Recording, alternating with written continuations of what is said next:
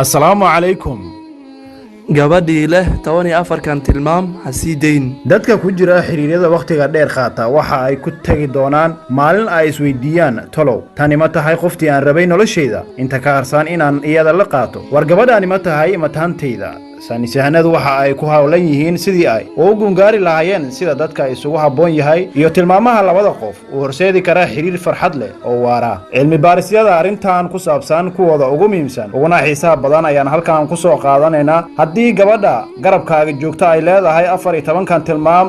iyo dhaqan waxaad ogaataa in mataantaadu ay gacanta kugu jirto number 2 way ka aqli badan tahay kolkaad baad goob ugu jirto gabar nolosha kula wadaagta hubi inay tahay tu aqli badan waxa wanaagsan in gabadhu ay adiga ka aqli badnaato Lawrence Wale oo professor howlgab ah kana tirsan jaamacadda Aberdeen ayaa waxa uu muddo baarayay asaasaq oo ah xanuun badi ku dhaca dadka lawlaway wuxuu helay in gabadha aqliga badani ay ka ilaalin karto asaasaq kugu yimaada marka aad gabowdo taladiisu waxa ay leedahay waxa ay tahay in uu wiil sameeyo oo aan abid loo sheegayn haddii uu rabo in waqti dheer noolaado guurso gabar aqli badan ma jiro gaashaan aqliga ka fiican warka oo kooban waxa weeye in gabar aqli badani ay fikir ahaan ku xujaynayso taas oo kugu caawin karta in awoodda maskaxdaadu mar walba ay firfircoonaato numberka 2 waa daacad mararka qaar qof walba qalad uu sameeyaa go'aan qaldanna uu qaataa waa muhiim in aad haysato qof jidka saxda ah dib kugu soo celiya kolka aad gefsan tahay daraasado ayaa tilmaama in raggu ay rabaan gabar daacad ah marka ay damacsan yihiin xiriir dheer oon gaabsi ahayn haddii aad haysato gabar daacad ah ha sii dayn waa marka saddexaad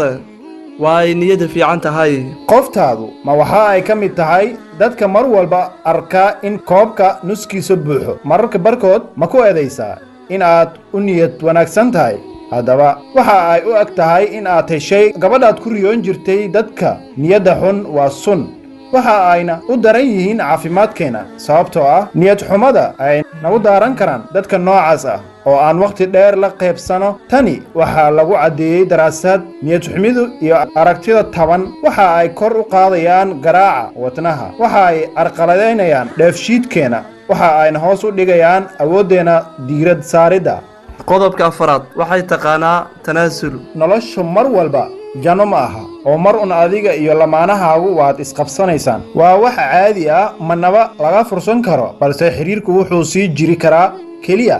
marka labada qof ay diyaar u yihiin in ay meel dhexe isugu yimaadaan daraasad lagu sameeyey 172 lamaane isqaba oo socotay 12 sannadood ayaa waxa ay gaartay natiijo ah marka uu xiriirkiinu wanaagsan yahay in aad xiriirka daacad u ahaato waa wax fudud balse marka uu xiriirku soo galo madmadow oo ay wax isbedelaan waxa aad u baahan tahay in aad raadiso xal in aad nafhur samayso oo aad horey u qaado tallaabooyin aad xiriirka horey ugu sii socodsiinayso cilmigu wuxuu sheegayaa in dadku u heelan in ay qaadaan tallaabooyin nafhur ah ay nasiib u yeelan doonaan guur farxad leh oo waara waa markan iyo qodobka shanaad waa ay ku qosashaa majaajiladaada hubaal waxaa u baahan dad noo dhow oo ku qoslaa kaftankeena daraasad la sameeyey 2006 ayaa waxa ay tilmaantay in haysashada lamaano ku qaba in aad tahay shactiroole ay muhiim u tahay ragga in ka badan dumarka haddii aad haysato gabar aad isla qosli kartaan ilaali oo si fiican u ogow qodobka 6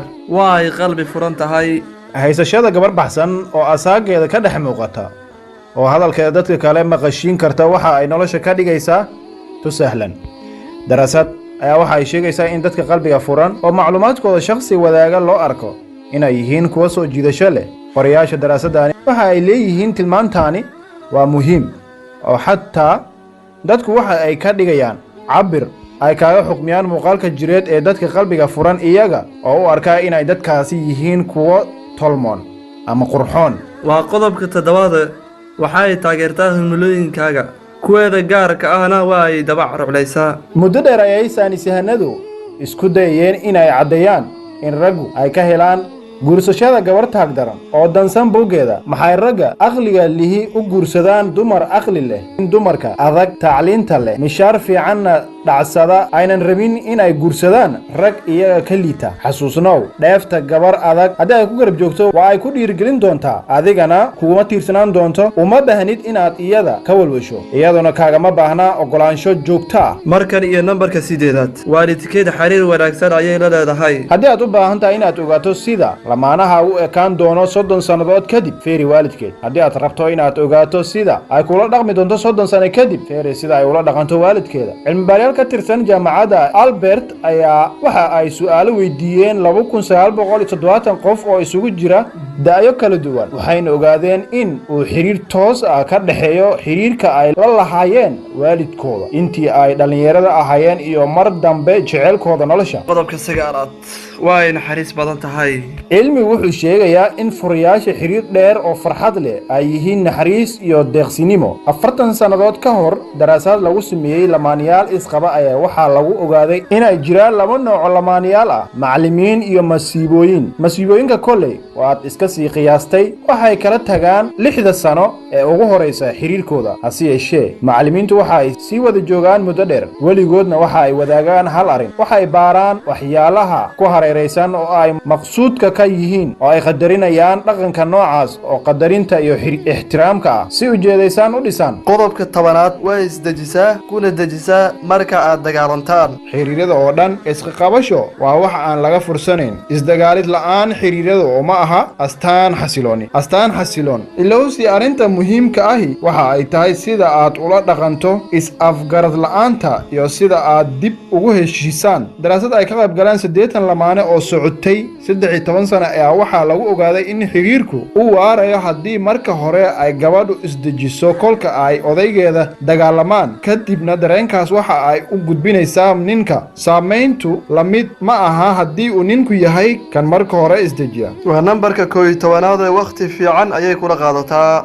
ma heshay gabar haddii aad waqti badan banaanka ku soo cawayso aanan ku xanaaqayn waqtiyadaas oo kale xafladda ma wada joogteen oo ma isla wada cawayseen haddaba ha sii dayn gabadhaas lamaanayaasha isla baashaala isla qaata waqti marka ay firaaqo yihiin waxa ay ku noolaadaan nolol guur markan iyo nambarkii 12aad waxa ay leedahay nolosheeda u gaarka ah inaad leedahay arrimo ku gaar ah iyo khusuusiyaad waxay muhiim u tahay xiriirkaaga in ka badan legdan jiif wanaagsan arrintaani waxay tilmaantay daraasad waqti dheer socotay oo ay samaysay jaamacadda Michigan marka qofka uu leeyahay saaxiibo u gaar ah arrimo uu xiiseeyo marka uusan qofnimadiisu ku qeexin isku aqoonsanin kaliya lamaanihiisa iyo xiriirkiisa ayuu yahay qof aad u faraxsan oo cajis ka fog waa markan iyo qodobka 13aad gafafkaaga kuma qabato xiriiro fara badan ayaa u muuqda kaliya in lamaanayaasha midkood uu kan kale cambaareeyo haddii aad heshay gabar sidaada kuugu ogol waa inaad isku haysto mid nasiib badan niyad wanaagaagu wuxuu kuu soo jiidayaa dadka kale oo adduunka u arka inuu nuskiisu buuxo qodobka ugu dambeeya ee 14aad aan kaga hadlaynay tilmaamaha u gaarka ah gabadha ku habboon inaad guursato calool ku hees ma laha haddii aad heshay gabar dadka kale cafin karta waqti dheer ayay wehel kuu noqon doontaa daraasad ay sameeyeen Luther College jaamacadda Duke iyo Harvard ayaa waxa ay soo bandhigtay in dadka si shuruud la'aan ah u cafiya dadka kale ay waqti dheer noolaadaan intaa waxaa ka sii muhiimsan saamaxaadu waa gundhiga xiriir caafimaad qaba dadku ma dhammaystirna adiguna la mid baa tahay waxaa jiri doontaa marar aad si kama ah u dhaawacdo lamaanahaaga hadhow dambe waxaa u baahan doontaa adna inaad iyadu ku saamaxdo haddii aad heshay gabar leh tilmaamahan ama qaarkood si fiican ula dhaqan hana sii dayn inta ay kula joogto liibaan ayaad ku noolaan doontaa waxaad nagala socoteen rajada iyo maanta intaan ku kulmayno mar kale waxaan iga tegaynaa sidaas iyo nabadgelyo haddaad ku cusubtahay channelka rajada iyo maanta fadlan subscribe saar sidoo kale gambaleelka rukmo si aan kuu soo gaarsiino muuqaalada xiga sidoo kale haddaad ka heshay videoga like saar la wadaag asxaabtaada wixii tale tusaalaha qaybteena commentuska noogu rib mar kale mahadsanid